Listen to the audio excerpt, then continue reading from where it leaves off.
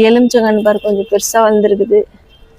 இன்றைக்கி வந்து நம்ம மல்லிகைப்பூ செடியில் ஒரு பூ பூத்துருக்குது அழகாக. ரோஸ் மல்லி, மதுரை மல்லி, ரோஸ் மல்லி, எந்த மல்லி வேணாலும் சொல்லலாம். செம்பருத்தி இன்னைக்கு ஒன்று பூத்துருக்குது. கனகாமரம் செடியில் பாரு பூ, நாட்டு கனகாமரம் பூ பூத்துருக்குது. இந்த செம்பருத்தி செடியில் வந்து அரும்பு வச்சு பூ வச்சா தான் நல்லாயிருக்கும். இது எப்போ வைக்கணும்னு தெரியல.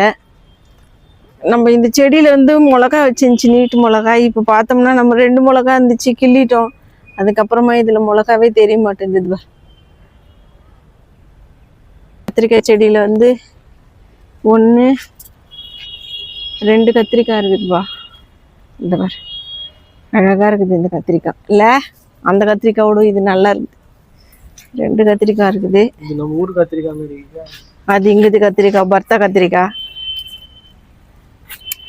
மிளகாய் செடியில் வந்து நம்ம முந்தினேற்று தான் வந்து அந்த மீன் நம்மளை கலைக்கு ஊற்றிட்டு போனோம். இன்னும் கொஞ்சம் எருவு போடணும். இன்னைக்கு மழை பெஞ்சிச்சு, இப்போ எதுவும் நம்ம போட முடியாது. பார்க்கலாம், நாளைக்கு தான் போடணும். அரும்பு இல்லை, எல்லாம் பூச்சி தான். கீழே நம்ம பால்கனியில் அரும்பு வச்சுருக்குது, பூ பூத்துக்குது. அது கிளீன் வந்து மேலே வைக்கணும் செடியை, அப்போ தான் எல்லா பூவும் பூக்கும்.